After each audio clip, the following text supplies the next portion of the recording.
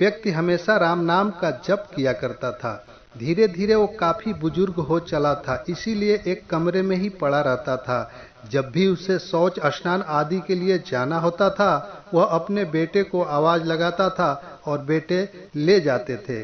धीरे धीरे कुछ दिन बाद बेटे कई बार आवाज लगाने के बाद भी कभी कभी आते और देर रात तो नहीं भी आते। इस दौरान वे कभी गंदे बिस्तर पर ही रात बिता दिया करते थे। अब और बुढ़ापा होने के कारण उन्हें कम दिखाई देने लगा था।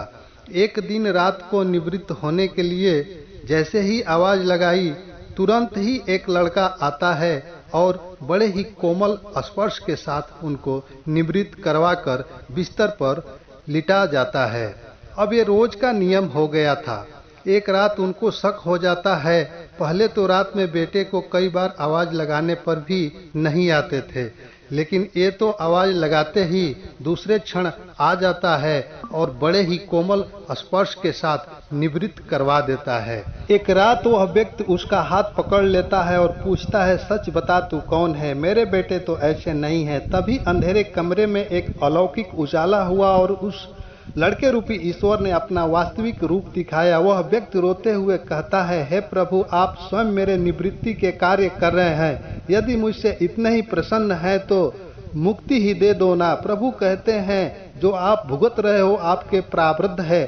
आप मेरे सच्चे साधक हैं, इसीलिए मैं आपके प्रारब्ध भी सच्ची साधना के कारण स्वयं कटवा रहा हूँ। व्यक्ति कहता है कि मेरे प्रारब्ध आपके कृपा से भी बड़े हैं क्या? आपकी कृपा मेरे प्रारब्ध नहीं काट सकती। प्रभु कहते हैं कि मेरी कृपा सर्वोपरि है, ये अवश्य ही आपके प्रारब्ध काट सकती है, लेकिन फिर अगले जन्म में ये प्रारब्ध भुगतने फिर से आना होगा। यही कर्म नियम है। इसीलिए आपके प्रारब्ध मैं स्वयं अपने हाथों से कटवाकर इस जन्म मरण से मुक्ति देना चाहता हूँ। ईश्वर कहते हैं, प्रारब्ध तीन तरह के होते हैं, मंद, त्रिव तथा त्रिवतम। मंद प्रारब्ध मेरे नाम जपने मात्र से कट जाते हैं, पर त्रिवतम प्रारब्ध भुगतने ही पड़ते हैं, चाहे अवतार होकर आओ। लेकिन जो हर समय श्रद्धा और विश्वास से मुझे जपते हैं, उनके प्रारब्ध मैं स्वयं रहकर कटवाता हूँ और तीव्रता का एहसास नहीं होने देता हूँ। प्रारब्ध पहले रचा फिर रचा शरीर, तुलसी चिंता क्यों करे, भजले श्री रघुबीर, भजले श्री रघुबीर।